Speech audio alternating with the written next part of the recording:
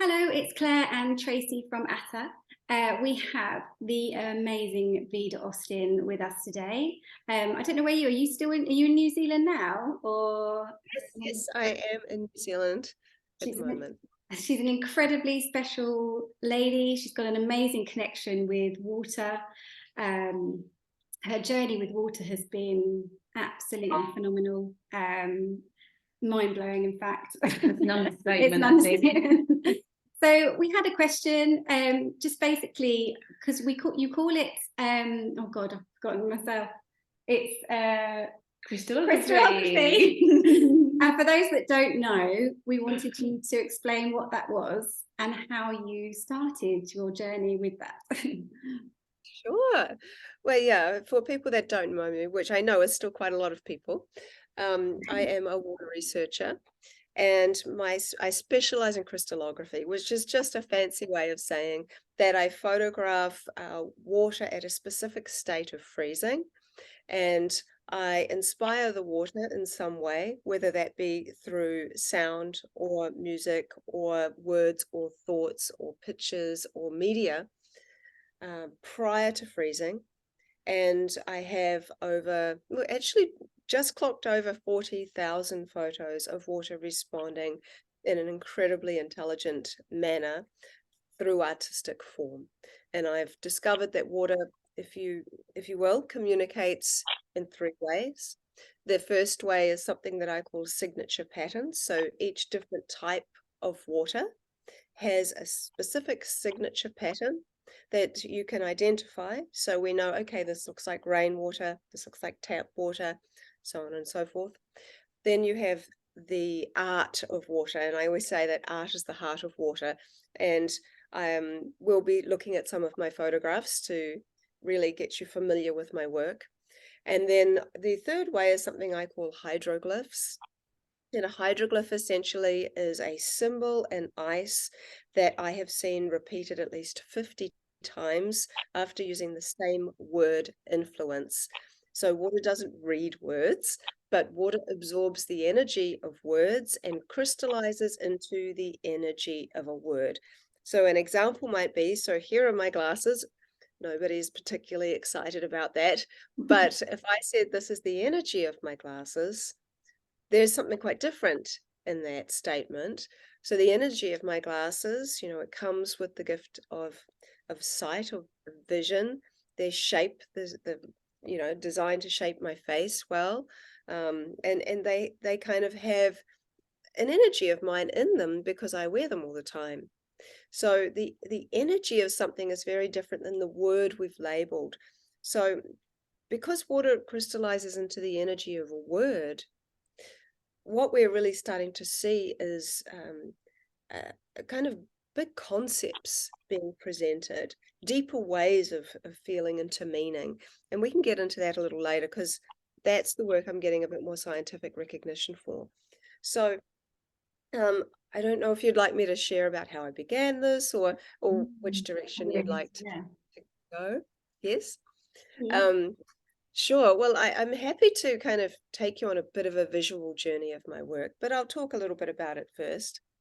So I had a healing experience from water, which I can talk about if you like. Yeah, I was talking about that earlier, Yeah. wasn't that? It's amazing.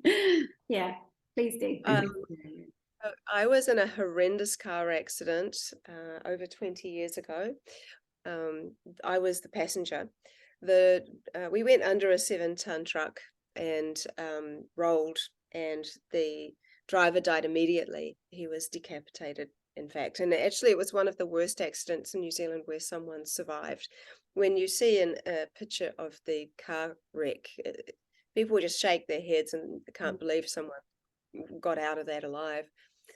And so over the course of 8 years, actually, was it about 8 years? No, more like 20 years, sorry. I had 8 surgeries. And on the 8th surgery, and mostly it was for bowel surgery because the seatbelt had crushed my internal organs, the doctors were like standing around me when I came to after they'd put a stent in my small bowel. And they said, well, you didn't recover well. And you have showers of blood clots in your lungs, and you're going to have to take warfarin, potentially for the rest of your life, which is a blood thinner. And I was in my early 20s. I was so shocked. I'd looked after my body. I was holistic, all of those things, but they couldn't tell me exactly why it had even happened, other than potentially it was from so many surgeries and such a lot of anesthetic. So I took warfarin for a few months. I got a clean bill of health that I had no clots anymore in my lungs, but they wanted me to continue on. Personally, I think that we really should be able to make decisions for ourselves about our body. And my personal decision was that I didn't want to keep doing that, and I believed my body could heal. And so I really went on a journey of self-discovery as to what would be the best thing I could do to keep my body healthy and well. And because blood clots, they're called rouleaux, they are essentially when your blood just slowly starts to become a tiny bit less alkaline. If your blood, which is maintained at around a 7.34 in pH, even if it goes down just one little bit, that can be so serious. It's so balanced, and your body maintains this balance. So just by it kind of getting a little bit more towards an acidic or even neutral, just a little bit down, it can create serious problems in the body. And so when I spoke to a medical doctor who also practiced Ayurvedic medicine, who was a friend of mine, and he said, off the record, perhaps you might like to try and find a natural, emphasis on natural alkaline water. And I thought, well, he said, well, that could help to just balance your body out if you use it as a medicine for a while. And I'd never heard of using water as a medicine before, because many people don't. Many people just still think that it's just something we drink and that, we bathe in and it takes away our waste. And so I thought, well, I'd like to try that. And so in New Zealand, there are many springs, and many of the springs are alkaline, which is anything over a 7 in pH. And that stands for power or potential of hydrogen. And so I started to do 2-week trials on myself. I didn't change my diet. I didn't change any of these different things. I didn't, at all. And I would drink a liter of the water of choice in the morning and a liter of the water of choice in the evening. Not with food. If you're drinking alkaline water, don't drink it with food. Imagine that food, you need all the acid in your tummy and all of these things to, help digest food. It's just not productive if you're using it for a specific, more healing purpose. So I used this protocol, and I didn't know if I really noticed anything much different, other than I felt hydrated. I mean, we're in this meat suit. We don't really see the workings of the fluids within us, sadly. I think we would be very different people if our skin was invisible and our organs were see-through. I say that to children when I go into schools. What would you look like if your skin was invisible and your organs were see-through? And it always comes back to, we would look like tributaries and waterfalls. And one boy said he looked like a brain-shaped cloud with electrical rain shining through his body in the shape of yeah. where he's from. And then I also add in, if your skin was invisible and all those things, and then how would you recognize your parents?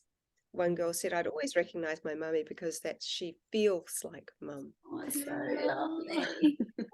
It's so beautiful, because we do know how to work with energy in these ways. And so, I was trying these different waters, and eventually, because I also had a wellness center back then.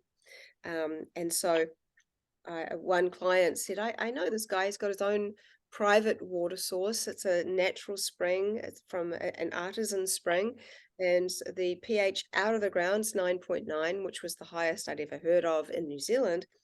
And so he's only giving it to cancer patients, and maybe he'd give you some.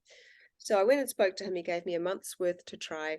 And within 3 days, I noticed a difference, which was very relative to me after I'd had bowel surgery, which was bowel motions. Sadly, it's something that a lot of people don't really want to talk about, because maybe it's not proper, or it's not ladylike, or it's not this, or it's not that. But, you know, I spent a great deal of time in India, and there's a lot of focus on you being your best self and you being healthy. So understanding that what comes out of you is a good indicator of your internal health, and or what's struggling to come out of you. In most people's cases in the West, where we're like sitting on the toilet trying to push out a pebble for an hour, and we're like, we're kind of like, oh my goodness, you know, maybe people should be drinking more quality water. And I want to talk about quality water over just quantity of water, because there is a difference. And so anyway, I thought, well, that there's an improvement. That's good news. But on day 10, I noticed all these bumps coming up along my arm and along my jaw that were really painful. And so I knew my body was sort of purging, but I didn't know what exactly was happening. And the only thing I'd done different was to drink this water. And since I'd already started to see some improvements, even brain fog started to go away very, very quickly. I'm like, well, what is coming? Because there was this area that was super raised and angry, and it felt like it was sharp. And I'm like, what the heck is coming out? So as gross as it sounds, I got some tweezers and I dug in there, and my tweezers hit something and pulled something out, and it was this little shard of green glass. And between day 10 and 12, I pulled 27 pieces of green glass out of my arm and my jaw. And I knew exactly where they had got that, where they were from. The man who died in the car accident, he had a nightclub, and in the back of his car were crates of Steinlager beer. And when the car rolled, this side of my body got most of a lot of that green glass, whereas the windscreen got more of the other side. And so I'm like, well, it's been years and years since that accident happened. You know, firstly, I didn't even know that glass was there, although you could see some of the little sort of scar areas. But how could water purge me like that? How on earth could that happen? So I became very curious, like, why this water? What's special about this water? And because I had a wellness center, I had lots of clients coming to me, and I wanted to see if they had any experience with it as well. And so I would give them water, and I ended up trialing a large number of people on this water for I did 8-week trials on them, and I continued doing that for 2 years. And I got rather an extraordinary amount of information from doing that, and really getting to know the people. Anything from, you know, the incremental extra energy for the athlete, to one person, well, actually, there were 4 people, but this one person did the longest water fast. He did 27 days drinking this water, no food. And he had stage 4 cancer, and he wanted to see if he could heal himself before doing chemo. So he did a lot of internal work, which we have to do, and I'm not taking away from that. In fact, I'm sure that helped. But he did this long water fast, and 2 weeks after he'd finished the fast, there was no indicator of cancer in his body at all, and he's still fine. And so we noticed improvements in people's eyesight, sorry. And the eye lens is 99% water, so we literally see the entire world through the lens of water.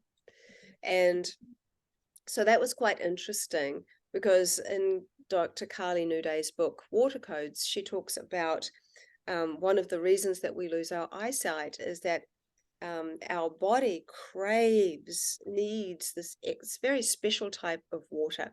So our body converts H2O into H3O2. I'm going to say it right. H3O2. So it's got an extra hydrogen and extra oxygen atom. And so it has different properties. And so that's the extra properties are that it has a negative charge, it's more viscous, it absorbs more light, which is important, and it has a slightly higher pH. And so these properties are very important for the cell, because our cell is like a battery, and we get then into exclusion zone water, which we can talk about if you want to, but that's Dr. Jerry Pollock's work. And I will touch on him again in a minute, because understanding about this water is very interesting, because it's not just in our cells. You can find it in other water outside of the body, but not all water. So often deep spring water will have this exclusion zone water. So the other part is that it has a lattice-like molecular structure, which is akin to the organization of the molecules of a crystal. And that's very interesting, because we use crystals in all of our technology, and because they store vast amounts of information. We have crystals within us, many of them, because we are salt water. Salt is a crystal. When you have salt that has merged with water, it becomes a literal liquid crystal. I believe that's why we can have cellular memory. And one of the things that Dr. Carly Noudet, who wrote a book called Water Codes, which I highly recommend. Actually, it's here. I even have a chapter in it. And my chapter is called The Synergy of Salt and Water. And so one of the things that she talks about in relation to eyesight is that when your body craves the special type of water that I was just kind of talking about, that fourth phase water, as we age, quite often what happens is that we aren't drinking real quality water, and our body is becoming slowly dehydrated, and more so. And so what happens is that our organs are going, okay, well, we need this to stay alive, we need this to stay alive. We prioritize everything. Our body's very clever. Do we need to see? Is that really essential? And so it will pull from one of the highest sources of structured water in our body, which is our eye lens, to maintain the rest of the body's functions better. So we slowly start to lose our eyesight, quite often based on this. So that's quite interesting. And she writes a lot from various perspectives, medical perspectives, as well as more spiritual perspectives and science perspectives. And she's done a lot of research. So I find that really interesting. So of course, people's eyesight started to improve. And one lady, she had to change the prescription on her glasses even. And so people's skin was improving. It certainly had anti-aging benefits, which I saw. Like, my skin improved so much, and I'm 51 now, and I really noticed that my skin just had a different texture. I definitely noticed a difference by drinking it. And so I after collecting all this information from people, and I began to really understand that this water had something different, something special. And so I, of course, went and I read the analysis, and I'm like, well, what's in the water? And yes, it had, high bicarb, which was actually one of the reasons that it had such high alkalinity. And actually, for people that just want to try to kind of make their own little medicine water, if they don't have access to a naturally high spring water, which is one of the things I recommend. And also, please, people, don't ask me if I can get this water for you, because the person sold the property. I no longer have access to it. There are beautiful medicine waters around the world. There's a website actually that tells you where all your local natural springs are. So I'll try and tag it. Please do, because making pilgrimages to collect your own spring water is what I recommend to people. You have a connection then, rather than it's kind of like we've become so disconnected with even our food too. Like, people see meat but they don't associate with the animal at all, and people see water in a bottle and they don't associate it with the spring that they likely came from. We have quite a big disconnect. So going to collect water yourself is always a really good idea. And so I was going into what water holds, and I'm like, yes, it's it's got this bicarb. So if you get the best water that you can, and you want to make it a naturally high alkaline water rather than ionizing it, which is not what I like to do. And I would recommend, anyway, I'll give you a link if anyone's interested in watching that by that Isabel Friend did an excellent video which really goes into detail about why she doesn't like ionized water, and I tend to send that to people. So anyway, we're kind of moving along from that. You can just get like half a teaspoon of baking soda and put the baking soda into your water, and it will bring the pH up to about an 8.3, which is around about the pH of baking soda. And baking soda is actually said to have quite a lot of benefits for the human body as well. So there is that. It doesn't, you know, you don't taste it too much, but it can make a difference. And there's lots of people that can't afford much else, you know, and that's a cheap, simple thing you can do. But I would treat even that as a medicine just for a period of time. You know, I think we can use water as a medicine. And one of the things I was going into is like, okay, so like what's happening here? What makes this water special? So you can look at an analysis, and this is what we do, you know, people, we do this. It's like, okay, what kind of water is this? It's got this, and it's got this, and it has this much TDS, and it's got this much, you know, bromide or blah, blah, or whatever we're looking at, you know, and, but what that only teaches us is what the water holds. You know, it's not telling us anything about the water itself. You know, people always say, well, water is hungry. It's picking up everything. And well, yes, it's picking up everything. Yes, you could say it's hungry, but I think it's hungry for more than just things it picks up physically. I think it's hungry for a lot of other things too. And so then I started to look more into the science, new science of water. And there really is a new science of water out there.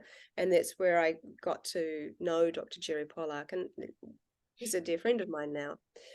And so I got to understand that there is a special type of water that he calls the fourth phase of water. So there is a liquid, solid, gas, and then a type of gel or plasma. And that's the kind of water that is in our cells. So what's interesting about it is that when you look for fourth phase water in water, you get a little dish of water, then you put something called microspheres in it that allow you to see any movement in the water. And then you put a little see-through tube called a Naphion tube, and then you look through a microscope. If there is this fourth phase exclusion zone water in there, you will start to see the water self-propel through the tube. And it's like, wow, how is it doing that? That's happening in my cells. You know, that's that kind of water. What's happening in there? And so what's interesting about that is that exclusion means it excludes all solates.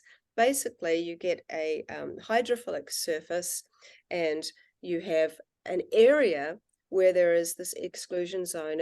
It's like pure water. It makes a negative charge. It pushes out all the positive charge. So then you have a negative charge and a positive charge, which creates a battery. So it's actually very interesting to understand what's going on inside of us. So that was all interesting. But at the same time, I came to understand and learn about 3 people who inspired me to start my work.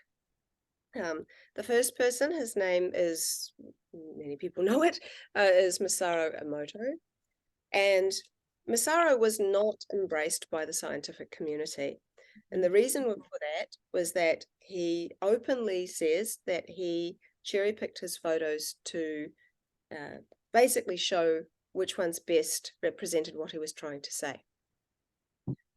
Nevertheless, his work was extremely important because it opened the door for people to be able to see themselves as bodies of water, sensitive to thoughts, words, sounds, and environment. And up until that point, many people had not seen themselves as bodies of water. So this is kind of very important because by molecular count, not by volume, we're 99% water. That means there's more water molecules in your body than stars in the Milky Way. You know, if you think about it, when we cut ourselves, we leak. When we're emotional, we leak. When we sweat, we're leaking. When we go to the bathroom, we leak. And there are a number of other areas in human existence where we leak. And we're even conceived through fluids. Yeah. You know, when we think about this, the most important things that happen within the human body and within the essence of who we might call us happen in water, happen in fluid. And so and that includes thoughts, which we do every single day, and memories, which we collect. So very, very interesting to kind of ponder, because it's like, okay, well, I never really maybe thought about it like that. And so, you know, there was Omoto's work, and his work was very much in contrast. So for the very few people that don't know who he was a natural doctor who basically was able to put maybe, say, an example would be love or hate on a glass of water, then take a little piece of that water, a little bit of that water, flash freeze it, and take photos microscopically of the water crystals and how they formed. He suggested that the water with the word love creates beautiful snowflake-like patterns, where the water with the word hate fails to form structure. So again, very contrasting images. I think I'll talk more about that, because it seems like humans just love to see the best and the worst of things. We love to see things in a contrast. And granted, we learn a lot in contrast, but at the same time, life isn't always so black and white. You know, there's a lot of other stuff in between, and I'm quite interested in that. Yeah. So the second person, his name is Laurent Costa, who has become a friend of mine. He is a French microscopic photographer, and he does not want to experiment on water. And the reason for that is he sees that water is his spiritual teacher. And so he remained as much the observer as he could, inviting water to share what it wanted. And I very much relate to his ethos. So he would sometimes smile at the water before flash freezing it, using a very similar method to Omoto. And he was seeing smiley faces in the water. He was seeing hearts and fish. And these were all things that were relative to what was going on in his day or what was in his emotional field. And I found that fascinating, because for many years I worked as a professional oil painter. I mean, I'm a researcher, but I'm also an artist. And so I see things from an artistic perspective. And when you see a smiley face, it kind of makes you smile. So there's kind of a big difference in the way in which we perceive the things we see. So when I see geometries, and of course geometries and sacred geometry make up the entire universe, and they're all very important. Yeah. But there's something very interesting and human, I think, about creating art. When we like take pen to paper, that we create something out of nothing, it seems, but our imagination has come into play by doing that. We sometimes, things just come through us, and we start to design, and we create, you know, and it's very independent, it's very individual. And so we go to an art gallery and appreciate each person's art.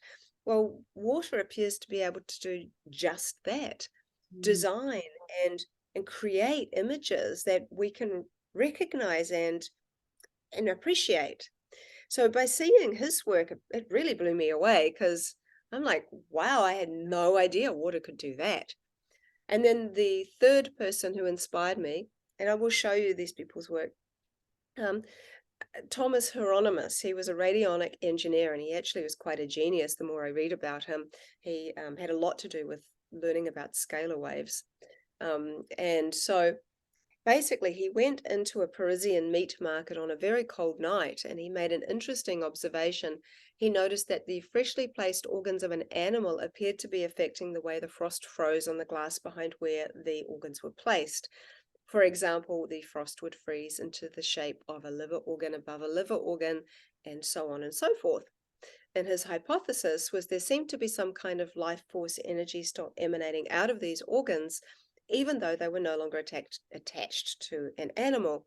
And he put that down to there being water in the blood. And each organ has something called a sonic signature, which is essentially kind of like a cymatic imprint of the organ and its form and its function. So the water, because the organ was very fresh, the blood was still very runny, and it was sharing information with the water in the air, and the water in the air took that information, and when it hit the glass, it basically went into form and shape from that blueprint, which was extremely fascinating, because like, how did that happen? But it was encouraging to me, because I thought, well, he saw this with his naked eye. So 10 years ago, this is when I started my journey as a researcher within this field. I just got curious, and I'm like, well, I don't have a microscope, but I have a glass petri dish from something else I was doing, and I've got some spring water which helped to heal my body, and I have my imagination, because Omoto suggests that you can use thoughts. And so I'm just going to project something into the water, and the secret seems to be in the freezing for all three examples, where the unseen becomes seen, and I'm going to see what happens. It was about as organic and basic as you can imagine. But were you a researcher back then, or was this just because you said you were an yes, artist? Okay, so yes, yeah. I'm kind of multifaceted. I've always been interested in science, and but art and science, I think, can actually work beautifully together. And so anyway, I was like, well, what would happen? So I was holding my petri dish of water, and I've used many different types of water. I don't just use spring water. And there was a bit of fluff floating around in the petri dish. So I put my hand in to take out the fluff, and I consciously thought, I wonder if my hand will have any impact on the water's memory, because I didn't know if that was a real thing. And I thought, well, that thought will do. And then I put the petri dish of water into the freezer, with the peas and the broccoli and everything, and just left it there and forgot about it for hours. And I had no idea if anything would happen. It's just a really basic thought. So when I pulled it out and held it up to the light and took my very first photo on my iPhone, and I take all my photos on my iPhone because my work is macroscopic, that photo has launched, like I said, 40,000 photos. And the petri dish was about the size of my hand, which is about 10 centimeters in diameter. The image I saw took up half of the dish, which is macroscopically huge, and it was of like an X-ray of my hand. And it was so noticeable and distinguishable that it kind of freaked me out a little bit the first time I saw it, because it was the last thing. I was not expecting anything, honestly. And I showed my son, and I asked him, I said, what does this picture look like to you, And he just said, it looks like a creepy hand, Mum. Looks like an X-ray hand. And I'm like, it really does. And then I thought, well, if any water is going to be naturally informed, it'll be seawater. So I collected a thin layer of seawater and froze that, and nervously waited, because I'm like, if I see something relating to the ocean and the ice, then maybe this isn't so random. And so that was when I took a photo of this amazing image of a fish. And then my freezer really got just so much use. And I started playing with all different thoughts, ideas, different inspiring influences. But I also began to learn more and more and more. And a year after doing that, freezing water solid, right, which I have not done in 9 years, I learned my new technique, because Dr. Jerry Pollock talks about this fourth phase water is also found in the freezing before it's frozen and in the melting before it's liquid. So I'm like, oh, where is the patterning happening? When does it start? So I opened my freezer earlier and earlier, and eventually I got to this time. When I first began, I had a very efficient freezer, which was at minus 20, around 27, 26 degrees Celsius. And it only was in 4 minutes. There was liquid water on the surface and ice underneath it. And I pulled it out, and naturally the water tipped away when I held the dish up, and there was this incredible thin layer of crystallography. It allowed a lot of light to come through. It had a 3-dimensional look, and I realized that water actually freezes in 3 layers. The bottom layer, which is the layer that I now photographed, then there's about this much space, and then above it is another layer of water that turns to ice, and then in between it usually stays liquid for longest, and that middle layer has the most minerals and deposits in it, and that's what clouds the ice.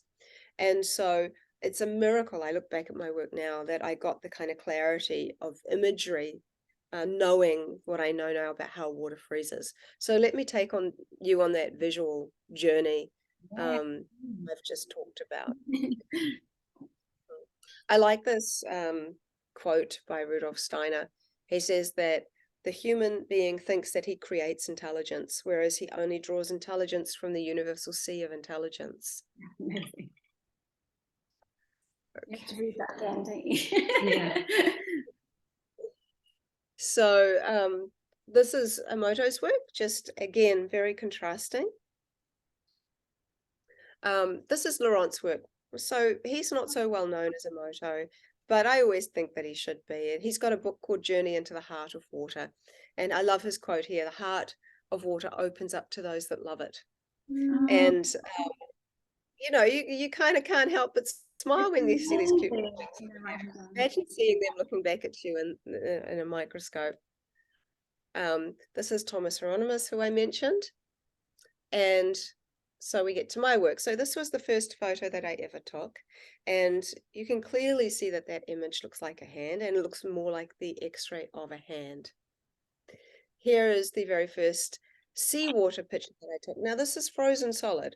And you remember that this is seawater, which still has lots of different things in it, compared to just salt water that has been frozen, salted water, which you might find at the gas station or the petrol station, depending on where you come from, what you call it. For people who go fishing, they want salted ice because that lasts longer. The ice stays frozen longer when it has salt in it, but it also takes longer to freeze usually. So here we have, you know, this little fish with the gill and the eye and the fins and the tail. And this feathering is because seawater freezes differently than fresh water.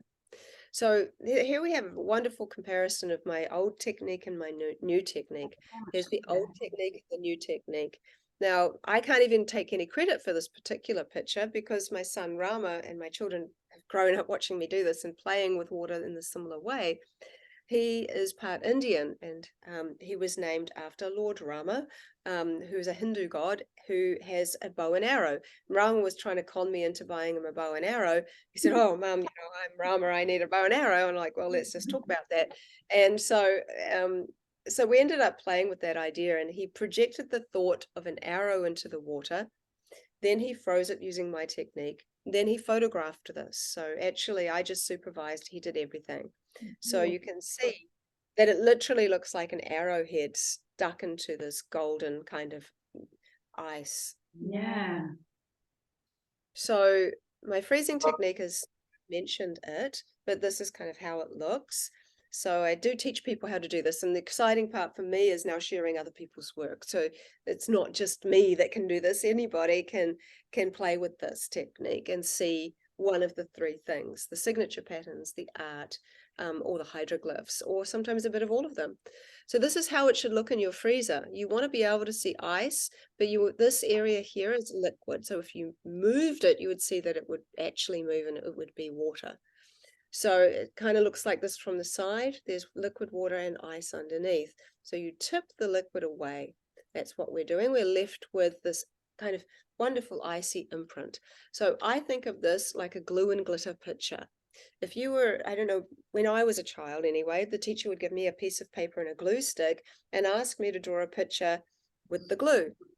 And then I'd sprinkle the glitter on, and then we'd shake the remaining glitter away, and then we have this glitter picture in the shape of the shape that you kind of did the design with the glue. And so your conscious expression is the glue.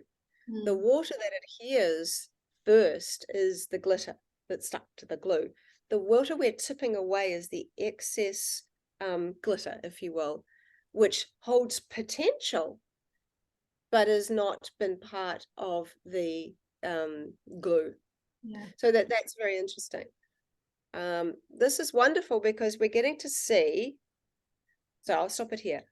This a very clever man actually got a camera into the freezer and watched the freezing process from beginning to end. This is the stage that I would take the water out. Okay, and this is sped up. So this is about 5 minutes in. Okay, the next two things we're going to see will happen almost simultaneously. The first thing's going to be like this wash of water, this kind of washes over all of this patterning. And then at the top down, you're going to see these dark bubbles start to come down from the top to the bottom. Now, the dark bubbles are actually the water in between the two layers, and the wash is the second freeze forming.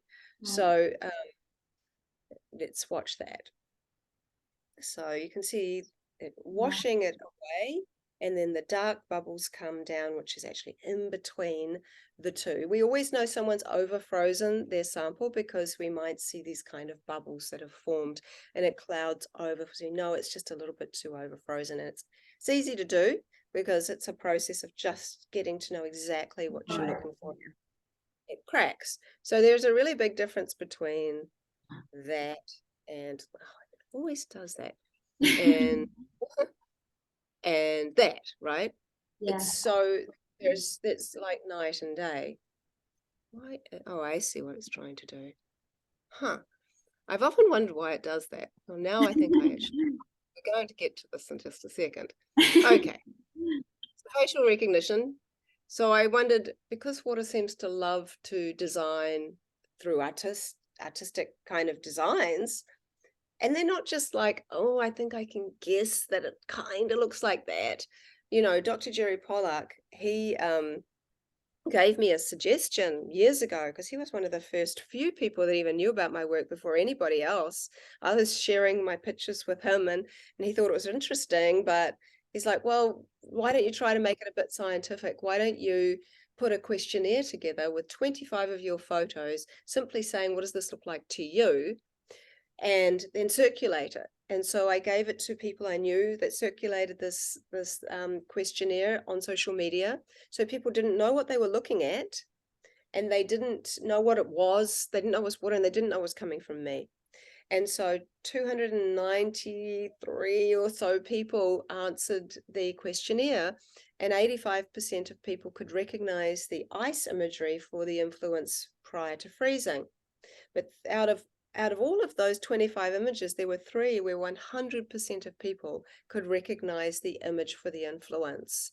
So this is important to know.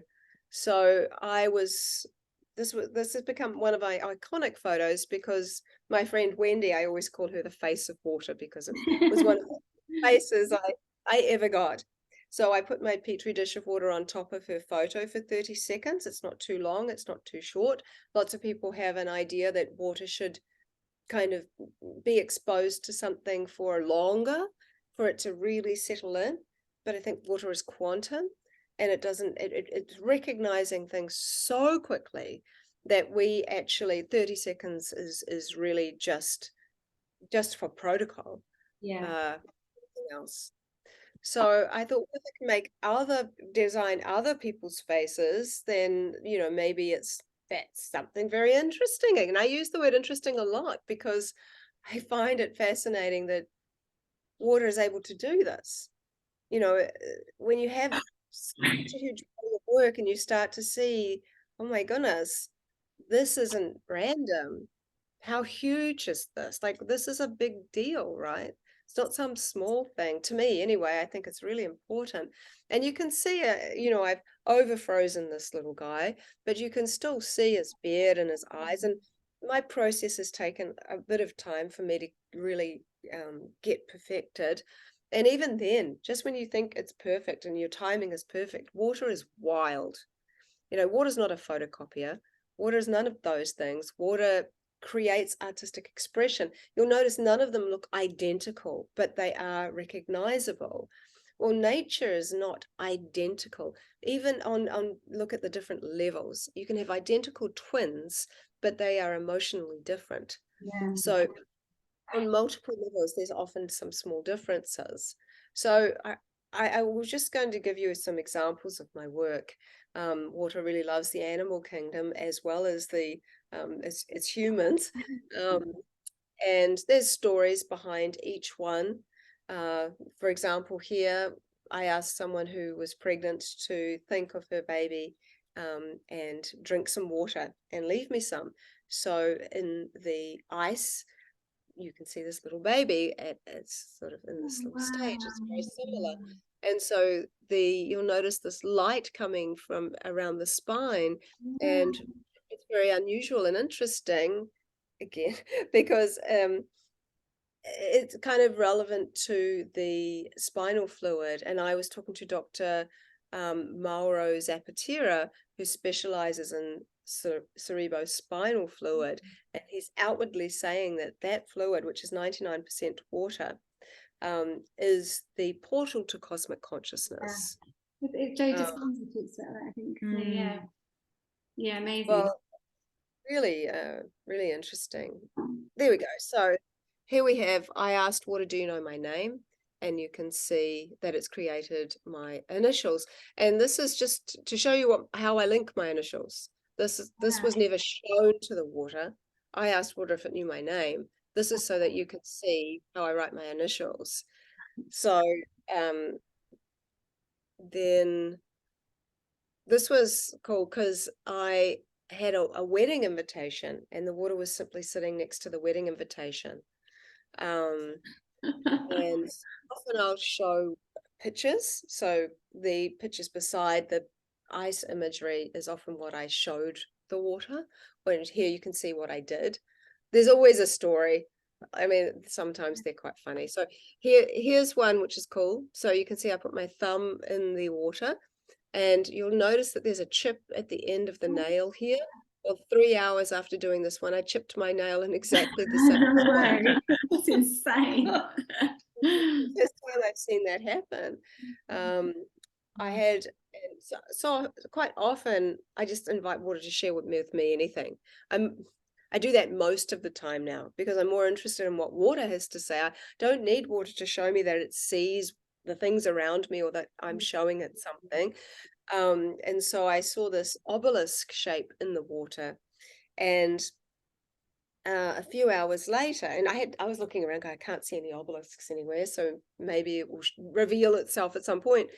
But a few hours, my friend came over, and she'd gone to the crystal shop, and she'd got this cool crystal, and she pulled it out of her bag, and it was in the shape of an obelisk. And she said, have you ever seen anything quite like it? And I'm like, well, actually, let me show you. And so, yeah, water told me. Interesting. I have a fun story as well, which is kind of relevant to that, where it's like sometimes I think that water is more interested, well, mostly I think water is more interested in how we are feeling than what we're thinking. For example, I'll just look at you to tell the story, and then we can go back to the slide. I have someone I know who has this, used to have anyway, they've moved it now, but this amazing huge crystal by their bed. And I used to kind of like, oh gosh, I wonder what the water would show this amazing crystal. And so I said to her, could you please like just leave a bottle of water beside the crystal and overnight, and then tomorrow I was planning to go and see her, and I said, well, I'll come and pick it up, and then I'll do the crystallography afterwards. And she's, well, fine, no problem. So she did that. Anyway, I collected the water, and so I had enough to put into 2 petri dishes. So the same water, I poured the water into 2 different petri dishes, and I froze them at the same time. And then I pulled them out and did the technique and everything, took the photos. And I didn't see anything to do with that crystal in there. And I saw something rather unexpected. And my mind is going. I saw in one petri dish, I saw something rather very graphically phallic. And in the other one, I saw something very much like a yoni. And anyway, I rang her up and I said, so like, what were you doing last night? And she goes, oh, why? And I'm like, oh, just because I'm not seeing any crystals in my water. And she goes, well, what did you see? And I sent her the photos. She's like, oh, she's like, ice porn. And I'm like, oh my God. Wow. Oh, that's amazing. I love that. It's because she had some very intimate time with her partner. And she said it was actually a very loving experience. And so I thought that was really interesting, because it really showed that even though I was interested in the crystal, water certainly got more interested in That had another agenda. You cheeky and so water. Amazing. that was really surprising and fun. So we'll go back here. Now, this one's interesting because I recently posted it, and as I mentioned, I worked as an artist and I like to paint birds. And this lady from South Africa had this painting, and I was staring at it, and then I closed my eyes for about a minute and really held it into the kind of room of my eyes and closed the doors of my eyelids and held it there. And then I looked at the petri dish of water for just under a minute, and then I froze it, and this was what happened. So I didn't show the water this picture. I held that water in my gaze, that picture in my gaze, and then directed the gaze at the Stunning, water. isn't it? Absolutely. Now this is interesting because I didn't. This was just happened to be on the table, the coasters and the glass, and my influence. I just use things that are handy sometimes. So I just thought, oh, let's see what the knife will do, you know. So it designed the little butter knife, but it also designed the coasters. So water's often showing me that it sees more than what my conscious expression is kind of showing. And so I'm not the only one that can do this. So these are all from other people. So this was from Laura, who worked at Jerry Pollock's lab. And so this is what it's called. It's a bit over frozen, right? But you can still, like my hand, you can still make out the apple. This was a boy who was like obsessed with tarantulas. This was a child who was doing a study on big cats and a focus on lions. This girl, she used the water in her little, she had a pet mouse, so the pet mouse's water, and she poured some of it into the dish. My daughter did this because she used to be obsessed with unicorns. You can see the horn, the mane, the eye, the face, everything. And you might wonder, why the hell would somebody be interested in that?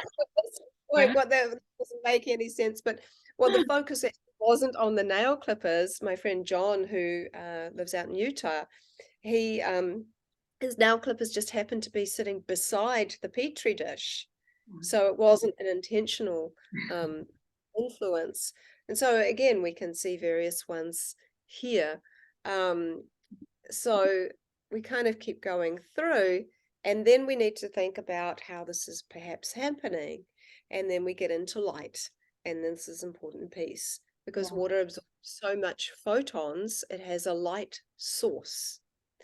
And this is important. And so I recently spoke at the annual water conference in Germany.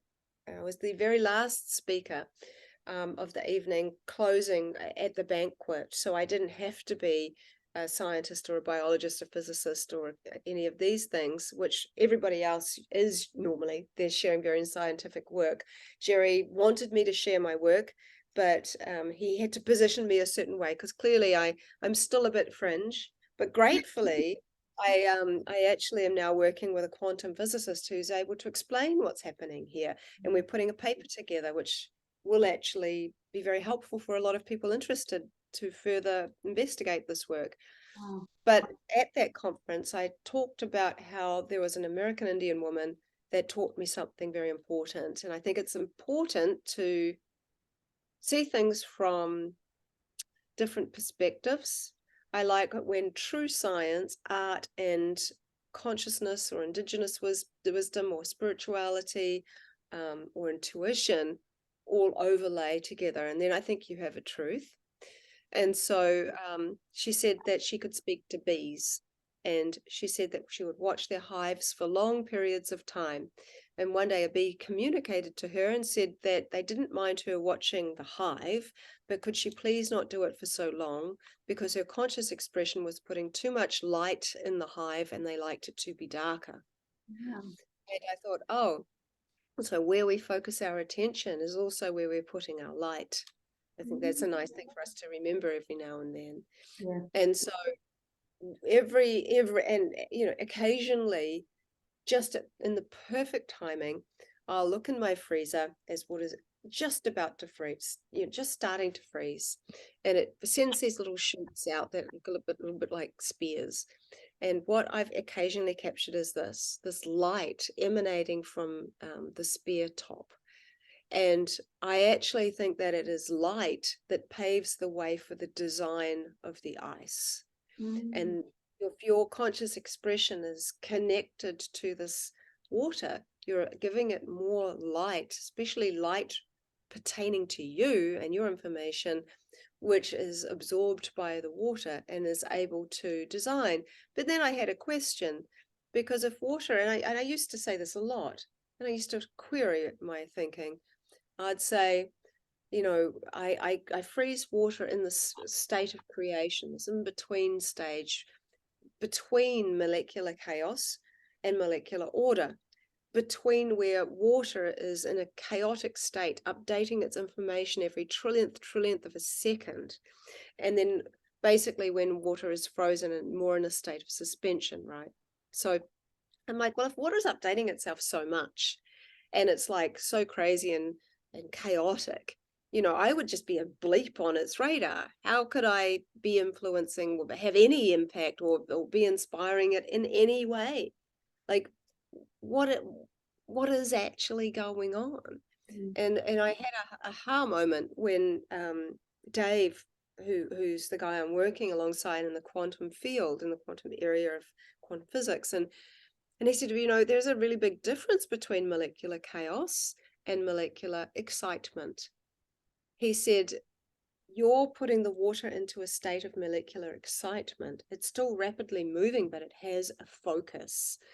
Excuse me. And I thought, oh, well, that's actually the first time some of this has started to make some sense to me. And then he starts talking about things like the Kashmir effect and this, and which kind of gets into a whole other area of which I'm still learning about so that I can explain it. But it's nice to know that some people are able to. So I talked about the 3 ways that water communicates. And so here we have signature patterns. Filtered water tends to look like this, looks like kind of lines all kind of bunched together, looks a little bit like a filter. Below it is tap water, and that's municipal tap water. So it's been through a lot of right angles. It looks very disordered. Rainwater looks like a fanning pattern, and spring water collected straight from the spring looks very much like something I call star hexagons, which you can see the star shape here. And then of each line or leg, you see these ferns, and it's in the shape of a hexagon. And here we have the art, and I always say that art is the heart of water. And then we have hydroglyphs. Here are 4 different examples, but I have more examples later. These are only a small amount. I actually have 64 examples of each hydroglyph as we go along, but just to see that they are symbols in ice that I've identified by doing repeated studies. Now, this is where we get into, I think, some of the most important stuff really about this work. And I mean, all of it is significant, but people will say, well, this is really interesting, but what does it mean? Because we always want to have some meaning, like, well, what are we learning from this, And I think that we're learning a great deal. Well, certainly I know I am. So when you use tap water, and I would say, and this shocks people when I say this, I would say that tap water is one of the most responsive waters I have found. Well, how can it be? Because it's got toxins and heavy metals and, kind of awful kind of things, hormonal linking stuff, and, the contraception pill, and God only knows what in it. We tap water gets the worst rap. Firstly, that is such a first world problem that we can have tap water at all. But secondly, we're so concerned about what's in the water that we perhaps overlooking something important, and that is that there is more to water than what water holds. And so this was interesting because in the similar way that when I first started to wonder, how did that spring water purge my body of that glass? When I started to look at, okay, well, if it's not what's in the water, then what is it? Is there something more? And if you kind of start looking into Tesla's work, for example, and he says, if you want to know the secrets to the universe, look at energy, vibration, and these kinds of things, and resonance. And so I'm like, well, maybe there's more. Maybe there's more.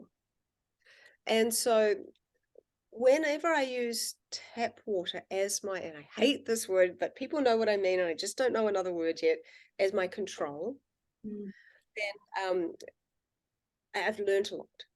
So because municipal tap water is so distinguishable, you can really identify it because it's quite disordered. And that's because it's gone through a lot, right? We're seeing a kind of chaos, if you will, going on in there, and a disruption from its original blueprint. And water doesn't like to go through right angles. It likes to move in vortex and kind of have more of a snake-like flow than all these kind of right angles. So I took this tap water and I froze it. I let it melt, and then I took the melted water and I held it to my heart for 1 minute in a loving way. Now, I just remembered something that I really want to remember to write this. I'm going to write this down because I just jogged my memory. I want to share this. I've never shared this, what I'm about to say, and I really want to share it. So tap water, excuse me, with intention. Okay. Yeah, well, it's really, it is really cool. So here you can see that I have intentionally really loved on the water. And you can see that this is actually the exact same water. This isn't what I just got some extra tap water. This is the same water that was melted and then refrozen. And it froze and it started to form into this beautiful, large leaf, which is whenever you start seeing tap water start to form in the shape of ferns and flowers or those star hexagons, there's been an improvement. Okay, but what's interesting is that when I do the same thing, just hold it, but not with any intention, it's just doing it like with no feeling behind it, nothing changes. The intention is really, really powerful and important. Yeah. And the same thing with words, where I've used words and I've said something with intention and then said the same thing without intention, the response is like night and day. Wow. So it's very important to see that. Okay, so what's special about this? Well, what's special about this is that the water, the tap water, hasn't changed chemically, but it's changed structurally. So what does that mean? Well, really what that means is we are seeing that water has an energetic state of health, which you could easily overlay into what it might be like to have an emotion. So we are seeing an improvement in water's energetic state of health. So I think of tap water often like someone who's unwell, that they might be sick, but someone will come and like do something nice for them, make them some food, and then they have this sense of gratitude. And so because we see structural improvements through these means with water, I suggest that anyone who is starting their natural healing journey or any healing journey might appreciate that an attitude of gratitude is the best place to start. And if we see that structurally the water starts to improve so quickly and significantly, then we might think, oh, well, maybe this is one of the ways towards my healing. And so there's some other examples of water doing this with love and gratitude. And you can see, yes, it's made some really big differences. And this is conscious expression only. Now, I think quite often we get very addicted to thinking that we need things outside of ourselves to restructure water. And I think that defining what is structured water is also important, because it's a very big blanket statement. Now I would think that this work is working more in the subtle realm, although we are seriously studying structures. Now, I think that these structures that we're seeing are on a large scale, because we can see them with our naked eye, and they're so clear. Understanding this was the same water as this was the same water as this, and this was the same water as this. So they're compromised of exact same water, but drastically different structures. So I think that structured water you could look at from a scientific point of view. And if you ask Jerry, he'd say it's this fourth phase of water that we've talked about, and that it has those different properties. Now, some people would say it's like Omoto's work. It's like, oh, well, structured water is where water looks like snowflakes. And we tend to have this idea that all of our water is going to look like that. If we are using a device, if we're doing something nice to it. And then we have this work, which I think is really showing something of which in Maori language, because my dad is native New Zealand Maori, there is this kind of word called mauri, which means life force energy. And life force energy is relevant to all living things. The more life force energy you have, the more mana, or the more spiritual presence can embody something. And so what we see here is giving the tap water its kind of integrity back, its presence back, its life force energy is coming back. How is this possible? We might think, oh, but it's completely saturated with bad stuff. Well, think about people. Just because someone might be full of like toxins, and you might know some people. I know this one guy. Oh my God, we joke. So he won't mind me saying this. We joke about it. He said, like a weed, nothing will kill him. Like he is just honestly, he does everything you should not do. And you see people like that, everything you shouldn't do, he pretty much does. And somehow he just keeps chugging on and making it. My grandfather, who I never met on my mother's side, he smoked, he drank, he did everything he should, and he died at 100 years old. And so we're like, how, but the common thread that those two people have is they have an amazing sense of humor. And they really just kind of like fully live this life. And so it's quite interesting, because how important is our emotional health? Because it is important. I'm not saying go ahead and do all of those things. I think it's extremely important to look after this. I think that when you look after this body, you are more sensitive. And when you're more sensitive, you're actually more open to spiritual forces or the subtle realms. And that helps you to actually really bloom in your life. And I think that it's actually extremely important to clean up your body the best you can, because it's the only one you've got. And that this is a temple. And we might laugh and joke about the occasional person that somehow seems to just keep on going despite whatever they do. But at the same time, I couldn't live my life like that, nor would I want to. Because that's just not who I am. And I do believe that how we treat our body is extremely important. And I've had great healing experiences myself by becoming very, very clean in my body, and using really great water. So I think water can be a wonderful medicine, and especially for people who are quite toxic, because quite often I was shocked. Lots of people don't drink any water a day.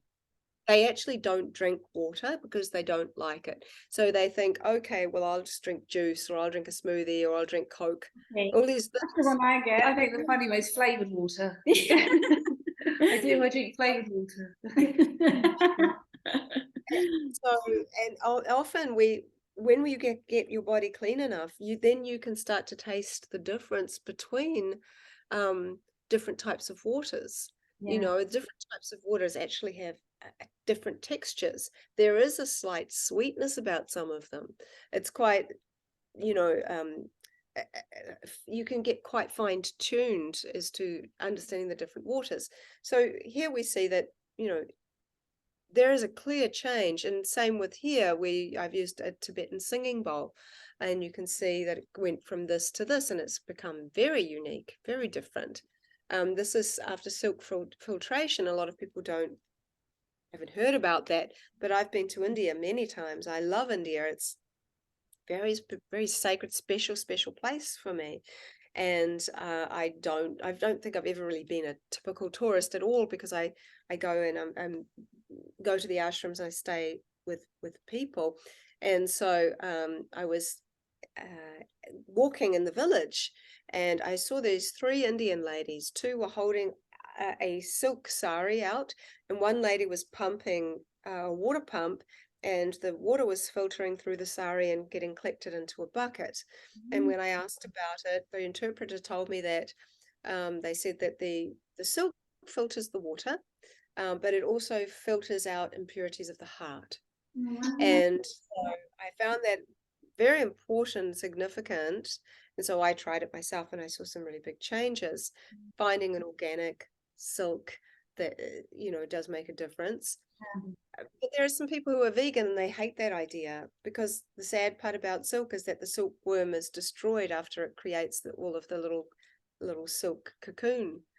And but then you think about the silk, it's kind of making its way to becoming something. So there's transformation within that silk. So my next masterclass, which will be in the beginning of June, is titled "What Can Different Religions, Cultures, Faiths, and Ancient Texts Tell Us About Water?" And I was talking to a lady, this ordained minister, and she was saying that the fabrics of linen and wool, along with silk, all mentioned in the Bible, they can all be charged by the sun.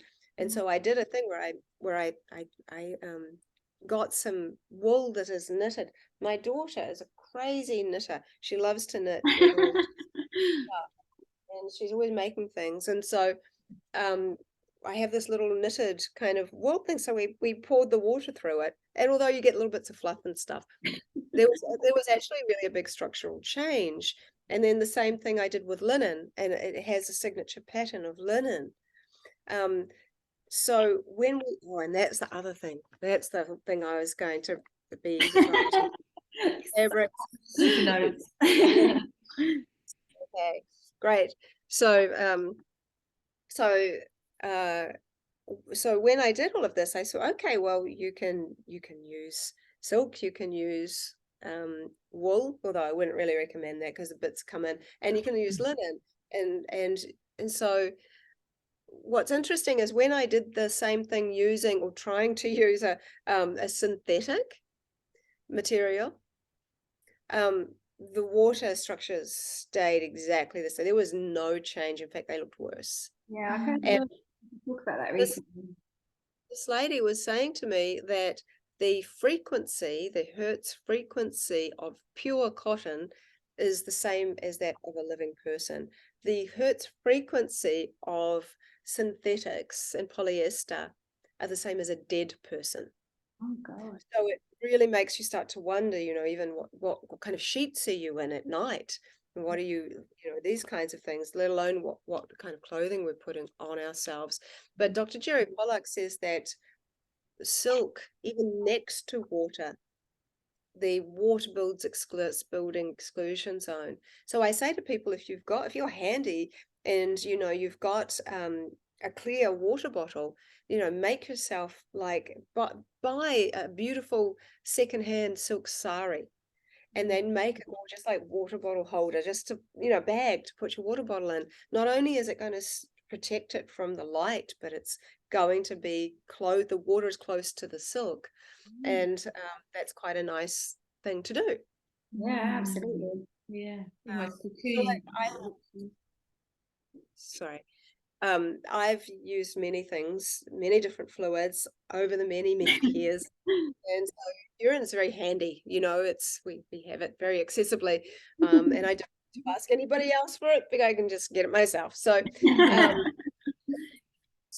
although sometimes I do get my children to go and get some for me and things, so it's kind of fun. And so anyway, you can use my technique with urine, and it can tell you a lot about your body because it's been right through you. So there's a big difference between someone who's dehydrated and somebody who is hydrated. There's a big difference between stress, which is interesting because the stress one looks quite similar to the designs that I see in water that's been exposed to a really high stress or anger and frustration. Water doesn't play with me in the emotion of anger and frustration. It thickens. So there is a thickening of the ice here. But after an hour of meditation, it's clear and it's actually started to take a bit of a shape that looks like a flower. And this is what I mean by that thickening, right? This and darkening, which happens, if I'm frustrated, which doesn't happen very often, because I've learned that it doesn't work. If I've been on the motorway, for example, for hours in traffic and my children in the back going, are we there yet? Are we there yet? And everybody's like over it. We finally get home and I promise someone maybe that I do some crystallography for them for the next day. And I like to do what I say. Yeah. And so I go and do the work and I get this kind of thing because I'm frustrated and water simply doesn't judge me, but won't design for me either. But if I'm sad, I get very different response. Being sad isn't going to destroy your water. Water shows you, reflects my sad face. Yeah. I'm often surprised and very humbled when I see that. 5G, I don't know if you want me to talk about this one. This is something I've shared from a podcast ago who really wanted me to share about this, but I used spring water and then I went and actually put it right beside a 5G tower. This is all the same water, melted and refrozen. Right. And so it didn't take very long for it to come back to its natural order of things, which I think is quite encouraging, actually. Now, this is a special word. I talk about it a lot. It is the Maori word for spirit, wairua. Wai means water, rua means two waters, the physical and spiritual waters within the body. So I think of them like the active participant and the observer. I think the more spiritual aspect of water is where water actually is the observer or the witness, and it is not in judgment. I think the spiritual aspect of water is probably more in alignment with the air or the ether. We tend to think of water as a fluid only. We don't think about the fact that there is a lot of water in the air, and the fact that we breathe out means there is water, especially around this area of us, and that water actually is very interested in our electrical charge. We have electrical charge, which can actually go much, much further out of our bodies than we imagine. That can be measured by heart math. And the water in the air, some of it at least, is attracted to that electrical charge. And if you imagine that electrical charge is kind of like lots of lines, like a web, like a spider web. And so if you imagine imagine a spider web that's covered in dew. So if you can imagine that we have that kind of idea of things anyway, where the water in the air, which we can't see, so it's very minute amount, is attracted to that charge. So we have this energetic web around us, which is able to pick up information from the external world and bring it into this internal world. And we're also sharing information about ourselves, which is why when we go into a room perhaps or a house and we just get, oh, I don't know, I just don't like how this feels. Dense energy sticks around a lot longer than regular energy. And so we're picking up on that, and we just have it as an intuition. When we meet somebody for the first time and we feel like that we've known them forever, it's often because our energetic webs look very, very similar. They kind of match. So especially with that idea of love at first sight, rather than sort of being twin flames, it's kind of like twin patterns. And the falling in love aspect, and kind of really falling in love with somebody, we often start to even physically take on their little idiosyncrasies, you know, the way that we might move our hair. Like when we are attracted to someone, if their head is tilted, we probably don't notice, but our head is tilted too. We tend to mirror them without realizing. They move their arm, and it's like suddenly we start doing the same thing. Well, that's often it's interesting because because because also on an energetic level, the same thing is happening. Yeah. So so this is significant. I've also had very profound things happen where I realized that water, the area of interest I think I have mostly with water is on a more conscious, spiritual, perhaps, if you will, level, because I think it's explained a lot of questions I've had over the many, many years about life and death, if you will. So we love to label stuff as people, right? We just do it all the time. And we often say that's dead water. Tap water gets called dead water. Polluted water gets called dead water. Water that doesn't even have very good structure gets labeled dead water. You know, actually, it's quite interesting how many people, especially over on Instagram that I've seen, spoken to some doctors who are saying, oh, people don't even want to drink water anymore. They're trying to say that water isn't safe. It's not good for you. We should only drink coconut water. And that'll sustain you. We should only eat our water, which Jerry talks about, you know, aloe vera, cucumber, watermelon, all these things are plasma water. So they're good for you to like eat and drink. But he also says nothing is going to replace water, good quality water. And so I don't know why I went off on that little bit of a tangent, but anyway, I've started to see that water is more than we think it is. And the spiritual aspect of water, I think, explains the transition or the ability to observe ourselves. Let's look at it from this perspective. So I've interviewed a number of people that have had near-death experiences, and 3 of them have said the same thing. They have the sense of rising, which is what a gas does. And actually, when a gas rises and expands, it also cools, which kind of explains why people might feel spirit as cold. Immediately, they looked upon their body, and 3 of them said the same thing. I hope that person's going to be okay. They had 0 attachment to the physical body. They were no longer attached to themselves or as the self of the physical, and they became an observer. So we can observe ourselves too in other ways. People have observed themselves through psychedelic experiences.